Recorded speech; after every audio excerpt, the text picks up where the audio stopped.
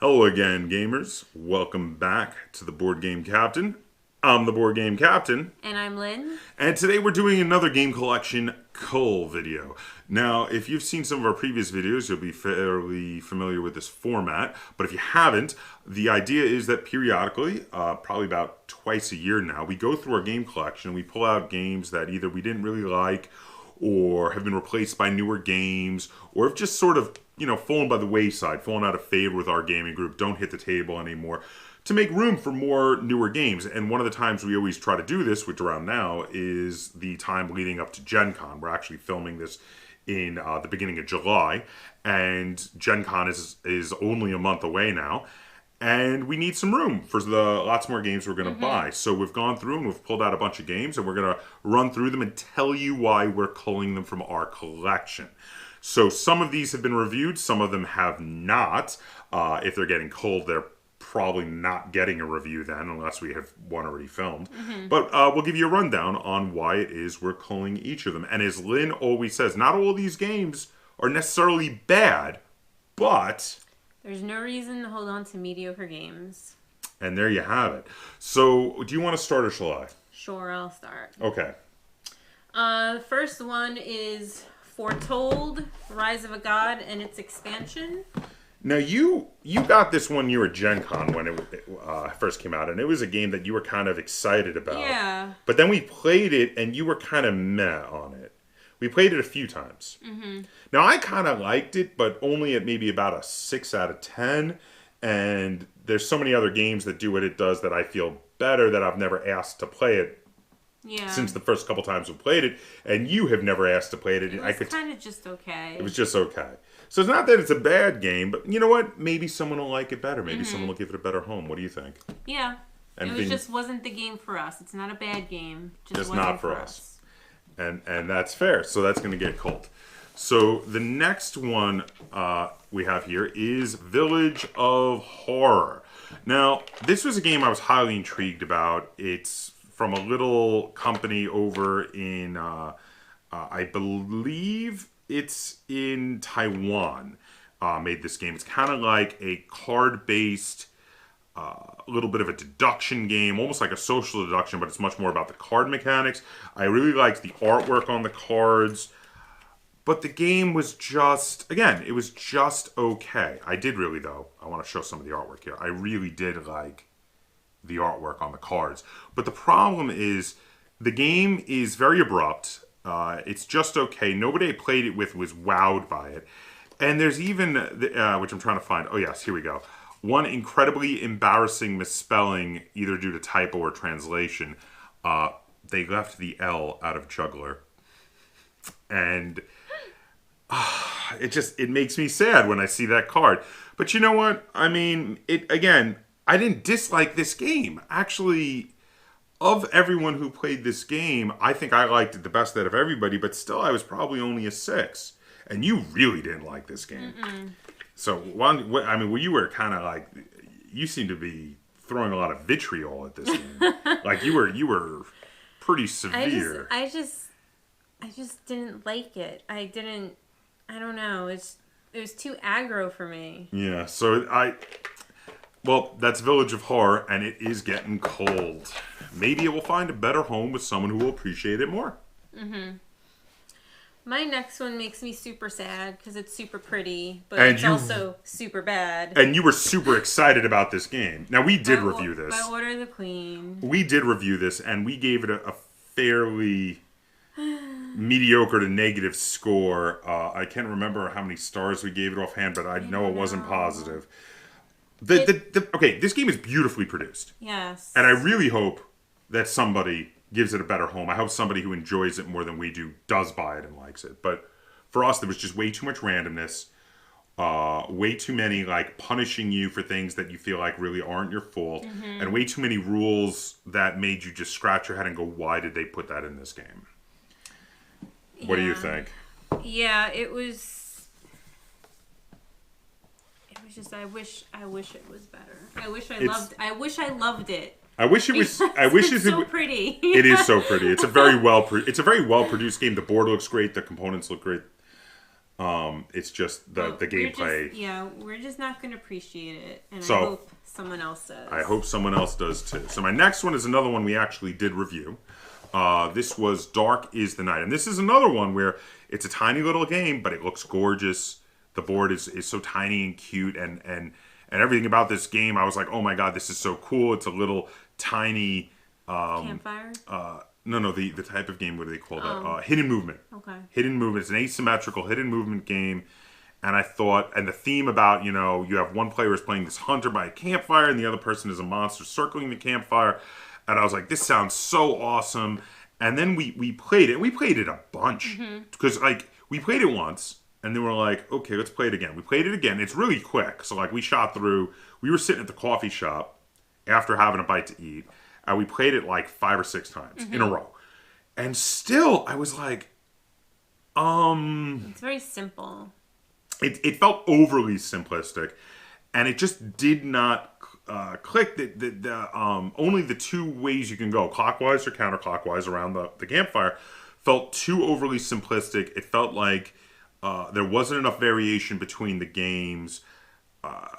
They're so quick that it took a bunch of games to really get a feel for it, and the feel I had for it was there just wasn't enough here. I mean, I like little games that feel like bigger games, and this is a little game that feels like a little game.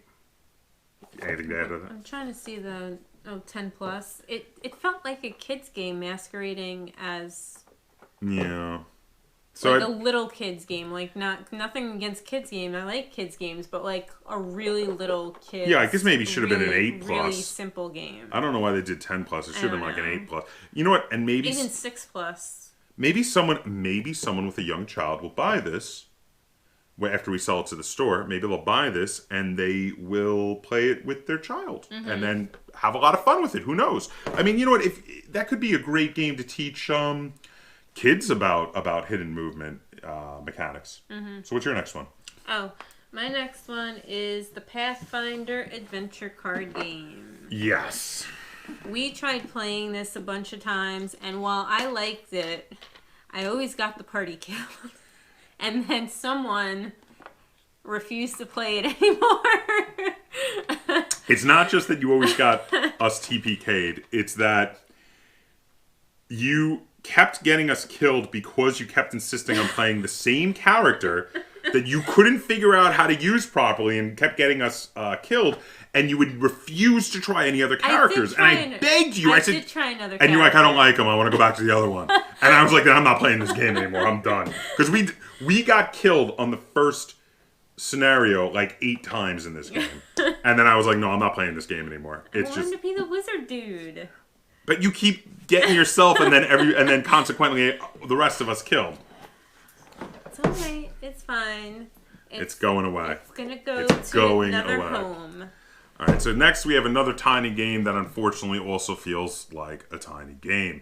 And that is Major General Duel of Time. This one kind of promised to be a compact sort of war strategy game, but it didn't really feel like that at all. It wasn't bad. It just wasn't great.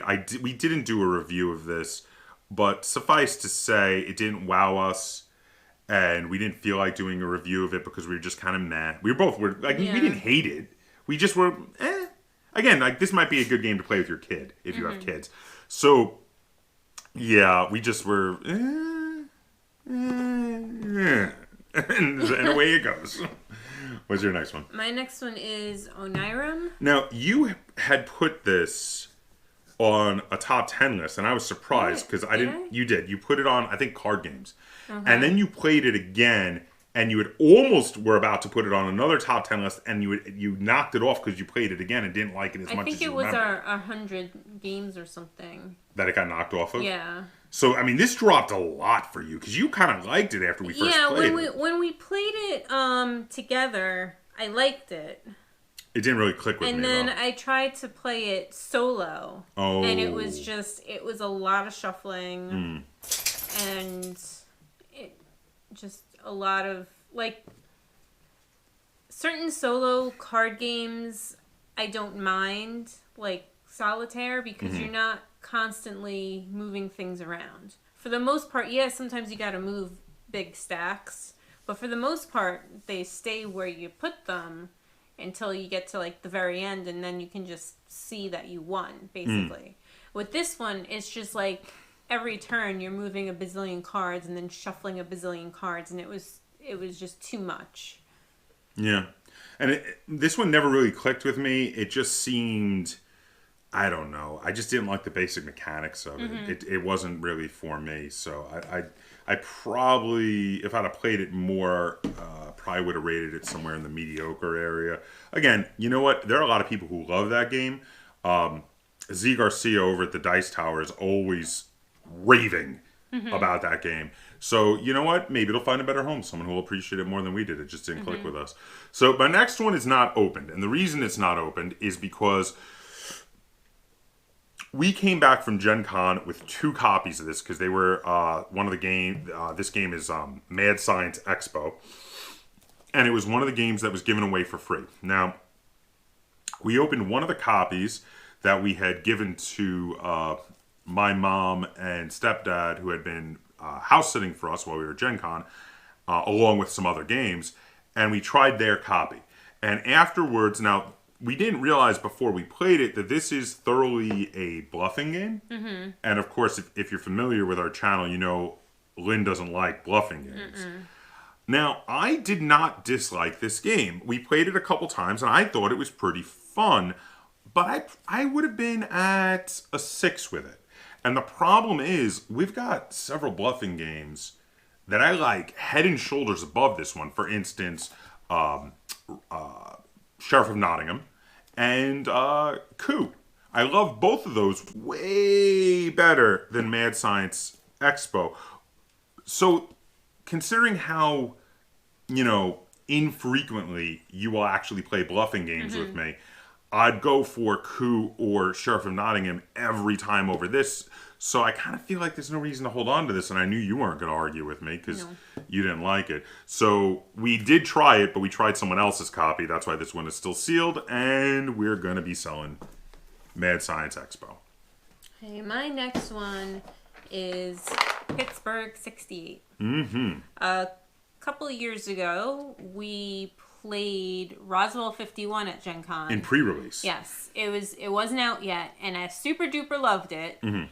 And this one was out, and I was like, oh, I'll get this one. This was the precursor, basically. It was the first one in the series. I was like, oh, I'll get this, and then I got Roswell 51 later when it did come out, but we played this once, and neither one of us were really into it. It's okay. Roswell 51 does everything that Pittsburgh 68 does better. It's a prettier looking game on the table. It's got the big board. The board looks really nice. This, you just sort of put stuff out on the table. The zombie theme is actually starting to get a little played out with us, whereas the 50s sci-fi horror movie theme is much cooler. And I think the problem is that now that you've gotten Roswell 51, well, first off, I'm not a huge fan of either one of them. I'm kind of just okay with them. Like, they're both kind of a 6 for me.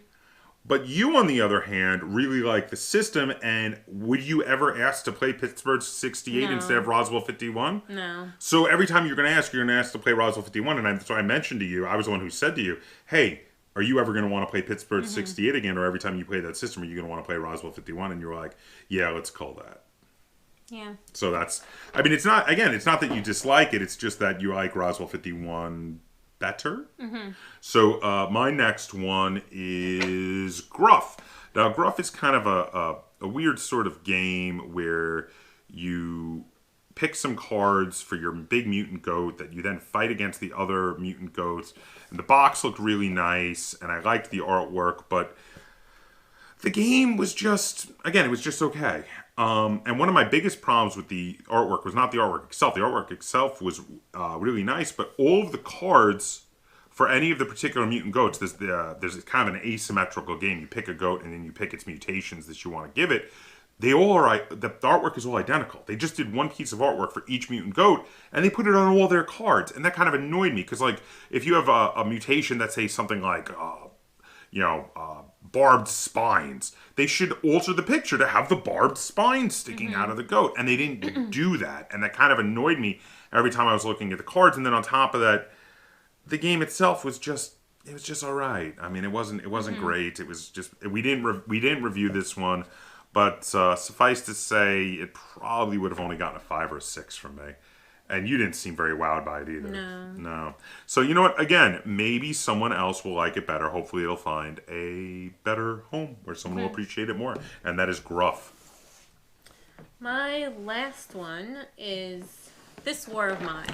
Oh, now if you saw the review to this, you will know the litany of reasons we agreed to put this in the Cull pile. Yes. But if you haven't, the short version is the rule book is terrible. It penalizes you for doing things it tells you to do. It says we're going to run you through your first turn. Do A, do B, do C. Now at point D, haha, because you did A, B, and C, we're going to hurt you. And it's not cool. And it's a storytelling game where the choices you have in the storybook really don't seem like much of a choice at all. It's like do choice A and do something absolutely amoral and terrible and get good stuff for it with never any penalization, or do choice B and get nothing for it, period. And what do you got to add to that? It just wasn't fun. It was actually like the opposite of fun. It was terrible playing this game. Yeah. Now, we have had some people comment since then saying that they did quite like this game for different reasons. And you know what? And this comes down to the thing I always say, not every game is for every person. If you like this game, I'm glad you're enjoying it, and I'm glad it's for you. And I hope someone else will buy this game and that it will be for them and they'll give it a good home. But this game really was not for us. It was not. No. And the final game in our Cull pile is Cry Havoc. Now, this is another one that some people might be freaking out about that I'm selling right now.